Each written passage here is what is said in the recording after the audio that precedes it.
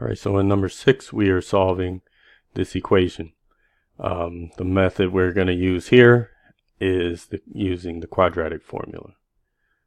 All right, so in order to use the quadratic formula, which is x equals negative b plus or minus square root b squared minus 4ac all over 2a, we have to determine what is b, what is a, what is c, and what is a, so we can put the numbers in wherever you see the letters. Okay, so if we're looking at our problem, first let's go ahead and drop a 1 right in front of the x squared because the coefficient here is 1.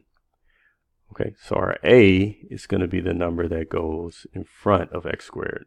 The standard form of a quadratic is a x squared plus b x plus c equals 0. Okay, so what is a equal to? In this case, in this problem, a is 1. All right, so a is the one that's in front of x squared, so a is equal to 1. B is the number that is in front of x. And what number is in front of x? Not just 4, it's negative 4 that's in front of x, so b is negative 4. Okay, c is the number that's right here by itself, so here is not just 8, this is negative 8. So c is equal to negative 8. All right, so we're going to use the quadratic formula. It's x equals negative b, b is negative 4. So negative b, remember b is negative 4, plus or minus the square root b, okay, remember b is negative 4, squared minus 4 times a,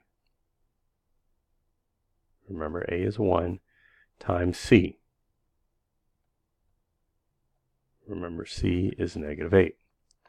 Okay, as you can see the line on it goes under, that means division, so it's all over 2 times a, and a, remember a is 1.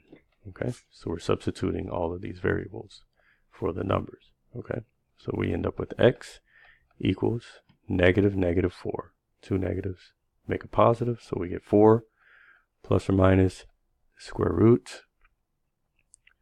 Okay, negative 4 squared is 16.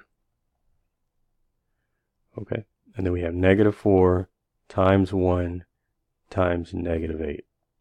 That gives me positive 32.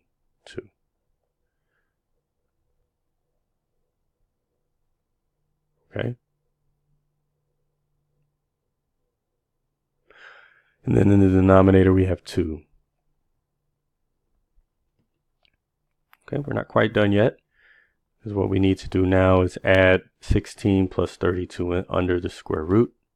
So we have x equals 4 plus or minus 16 plus 32, 6, 7, 8, that's going to be 48.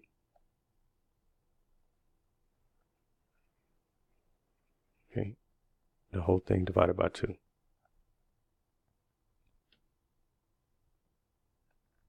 Okay, so then now we're gonna reduce, this is basically the answer, but we can reduce this fraction. So we have x equals 4 plus or minus, okay, 48 can be written as the square root of 16 times the square root of 3.